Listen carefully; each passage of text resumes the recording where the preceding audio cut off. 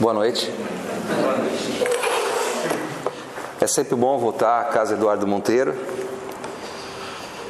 E ele havia comentado com vocês que a gente está fazendo gravação para pôr num canal no YouTube, porque a gente entende que quando a gente acredita muito numa coisa, é nossa obrigação divulgar.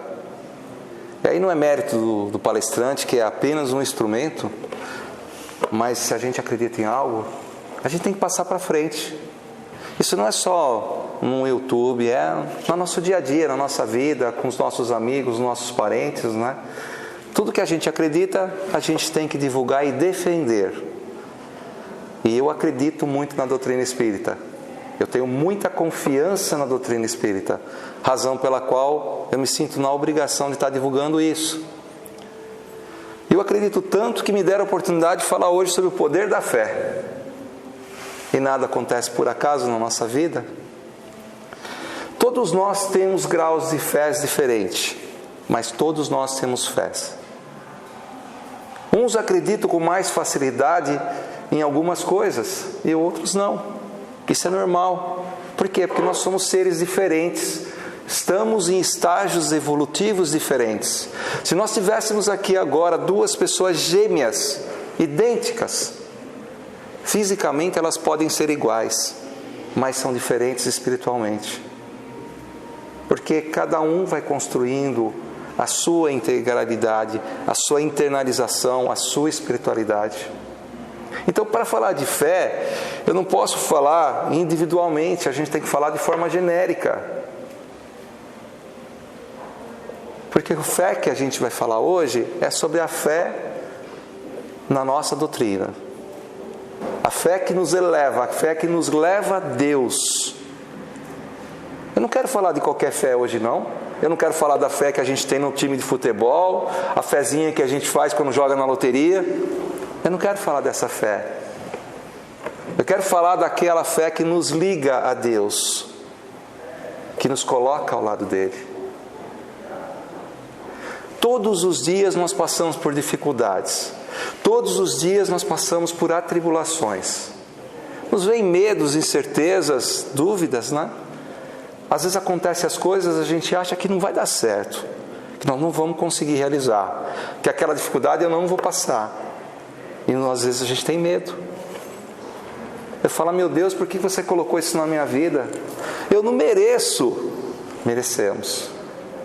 Porque Deus, sendo justo, Ele só dá aquilo que nós plantamos.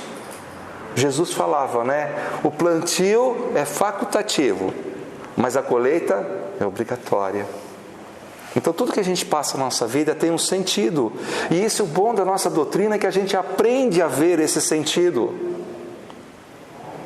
E todos os dias nós somos testados na nossa fé.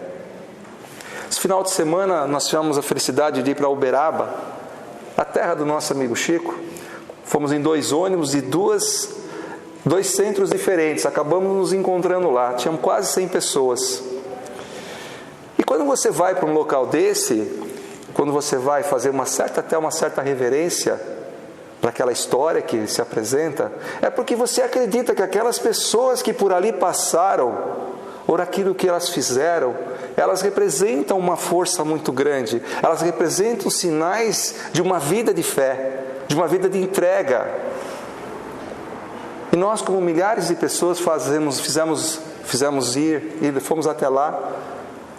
Milhares de pessoas vão para lá. Eu estou contando essa história para vocês porque dentro do nosso grupo, no grupo que eu fui, no ônibus que eu fui, tinha uma garota, 25 anos de idade, eu não vou citar o nome dela, evangélica, fanática, não gostava da doutrina espírita. Mas ela passava por um problema de angústia muito forte. Tinha acontecido uma coisa na vida dela que ela não sabia explicar. E que por mais que ela tivesse a fé dela dentro da doutrina dela, ela não encontrava justificativas para entender o que tinha lhe acontecido. Seus pais, pessoas, praticantes, dirigentes espíritas há muitos anos, nunca conseguiram convencê-la a participar dentro da doutrina. Ela, 7 meses atrás, havia perdido o marido dela, que foi-se depois de 3 anos de casamento, deixando 2 crianças pequenas. E ele morreu num acidente dentro da fábrica que era do pai dela.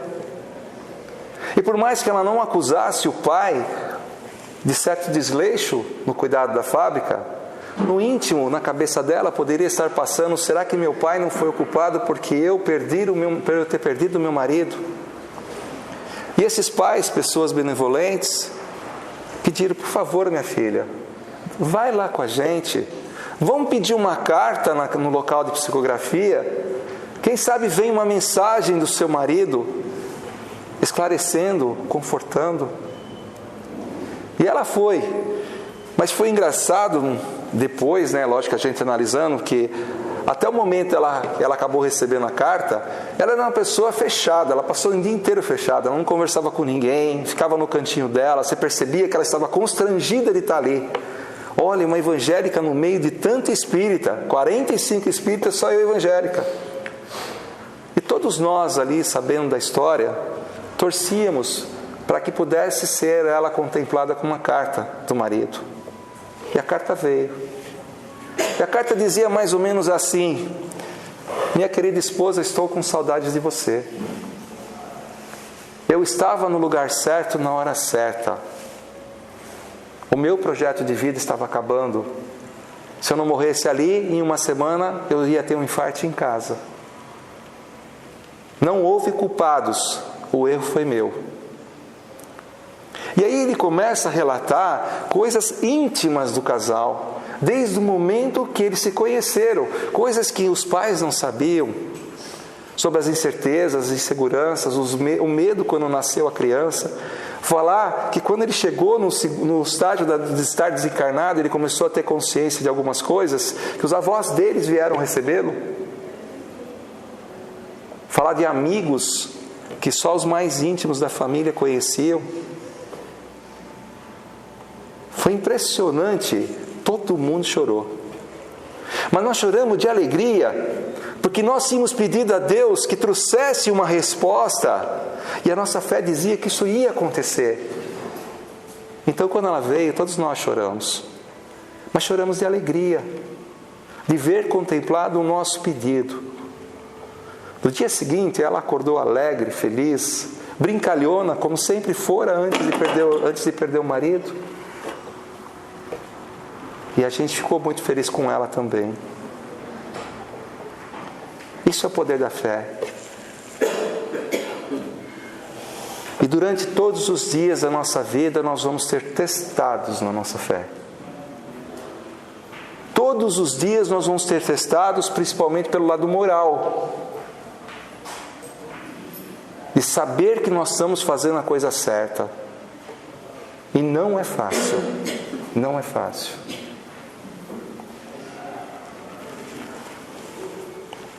Se nós temos fé, vamos fazer um exercício, como se nós tivéssemos uma luz muito forte na nossa frente, um farol, que fosse nos guiar para os caminhos que a gente devesse seguir. Então, se eu chegar numa encruzilhada, a minha fé me leva para o caminho certo, a minha fé me conduz.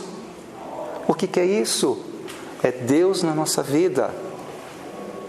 Mas às vezes eu peço a Deus tantas coisas, eu oro, chego a chorar, fico de joelhos, fico lá 2 horas rezando, e eu não consigo alcançar o que eu gostaria. Aí Deus vai dizer: mas isso que você me pede será bom para você? Ou será que você é merecedora disso? Será que você acumulou créditos suficientes para receber o seu pedido? Será que nós somos merecedores efetivos? E como Deus é justo, sempre justo, nós não somos merecedores quando não vem. Não sei se acontece com vocês, mas às vezes tem dia que eu acordo e eu falo: não quero trabalhar. Hoje não estou afim. Estou com dor de cabeça, tive um pesadelo de noite, vou ter que encontrar pessoas que eu não gosto. Aí eu peço a Deus. Eu fecho meus olhos na cabeceira da minha cama e eu digo a Deus: dai-me força, dai-me discernimento. Tome em mim a alegria de viver cada momento, porque essa vida é uma vida consagrada. É uma bênção nós estarmos aqui. E o que tiver ao meu alcance, permita a Deus que eu faça. Porque a fé verdadeira, ela exige que nós tenhamos atitudes morais elevadas. Como é que eu posso pedir alguma coisa a Deus se eu não gosto do meu irmão, se eu maltrato o meu irmão, se eu humilho o meu irmão, se eu invento coisas sobre ele? Nós sempre aprendemos que todo o embasamento do Cristo estava ligado apenas a duas leis: amar a Deus sobre todas as coisas e ao teu próximo como a ti mesmo. E quando eles puxaram isso, está no livro do Levíticos. E quando a gente vai pensar nisso, eu gosto muito de um texto de Deuteronômios que dizia assim: amarás teu Deus de todo o coração, de toda a tua alma, de toda a tua força. E como eu posso amar a Deus de todo o meu coração se meu coração estiver dividido entre fazer o bem e fazer o mal? Como é que eu posso ter sintonia com esse Deus maravilhoso se eu não comungar das mesmas ideias que Ele espera da gente? Se nós pegarmos na história, nós vamos nos sentir até humilhados de tantos exemplos de fé que existem, né? Segundo a espiritualidade, mais de 1 milhão de pessoas, desde a morte do Cristo, morreram pela sua causa. Entregaram a sua vida. Tinha uma fé capaz de alavancar montanhas, de tirar montanhas. Não pensaram em si, pensaram no projeto de Deus, nos ensinamentos do Cristo. Hoje, graças a Deus, né, que dentro das nossas fragilidades nós não somos obrigados mais a morrer fisicamente, mas somos obrigados a morrer espiritualmente todos os dias, a matar nosso orgulho, matar nossa vaidade, matar aquelas coisas que nos aniquilam por dentro, aquelas coisas que a gente não faz bem, que nos afastam de Deus. Se nós olharmos a história, nós vamos lembrar de Estevão, o primeiro mártir do cristianismo, morto por Saulo de Tarso. Ele poderia ter renegado Jesus, mas ele preferiu entregar a sua vida do que fazer isso. O próprio Saulo de Tarso, depois que cai do cavalo, ele transformou a sua vida, dando a sua vida pela causa do cristianismo. E para ele não foi fácil, porque quando ele começou a mudar sua vida, mudar seu conceito, mudar sua fé, ele teve que enfrentar as pessoas que lhe eram mais caras, seus amigos, seus parentes, seus pais. E ele não teve medo. E aí eu vou lembrar, como Paulo dizia: na medida que eu sou fraco, mais forte eu me torno, porque Deus está dentro de mim, preenchendo os meus vazios. Ou, eu fui o último dos apóstolos, e nenhum deles fez tantas coisas como eu fiz, mas não eu, o Cristo que mora dentro de mim. Dá para ficar aqui algumas horas falando sobre fé. Se a gente lembrar da figura carismática de Madre Teresa de Calcutá, uma mulher de fibra, de fé, de garra, de luta, que entregou tudo que ela tinha. Tudo. Não sei se vocês sabem, mas Madre Teresa de Calcutá, ela veio de uma família rica. E ela largou tudo para viver, para ajudar os pobres e viver no meio dos pobres. Porque uma coisa é você ajudar o pobre morando na sua casa, cheia de luxo, bem instalado, comendo as melhores comidas. A outra coisa é você ajudar o pobre do lado do pobre, comendo o que ele come, dormindo onde ele dorme, vivendo onde ele vive. E Madre Teresa de Calcutá fez isso. Tem que ter muita fé para proclamar as verdades do Cristo. assim como fez Francisco de Assis, o pequenino de Assis, o reformador da igreja, não da igreja física, da igreja moral. Vocês lembram? O filme conta muito dessa história, que ele estava reconstruindo uma igreja. Ele e mais algumas pessoas, com as suas próprias mãos, estavam reconstruindo a igreja. Até que um dia ele chega e a igreja está pegando fogo. O que ele faz? Como ser humano, ele chora. Aí ele fecha os olhos e pergunta a Deus: o que eu fiz de errado? O que eu tenho que mudar? E por que aconteceu isso? E aí, como toda pessoa que tem a verdadeira fé, vai em busca da verdade. E Francisco foi em busca dessa verdade. Vocês se recordam que ele foi ao Papa?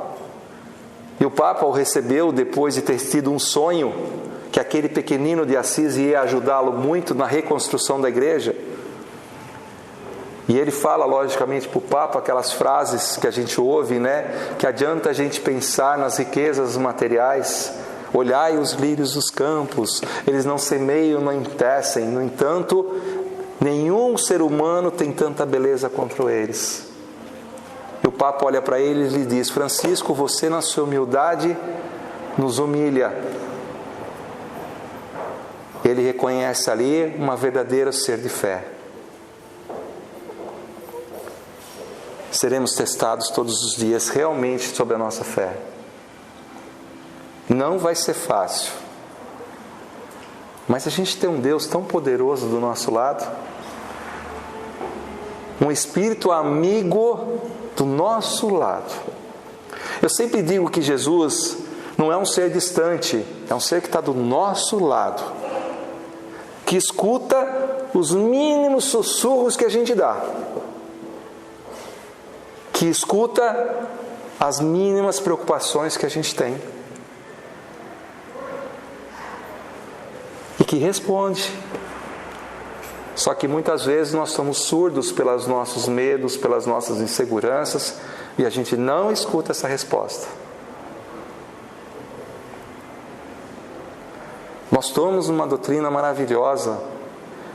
Eu sou muito feliz na doutrina espírita.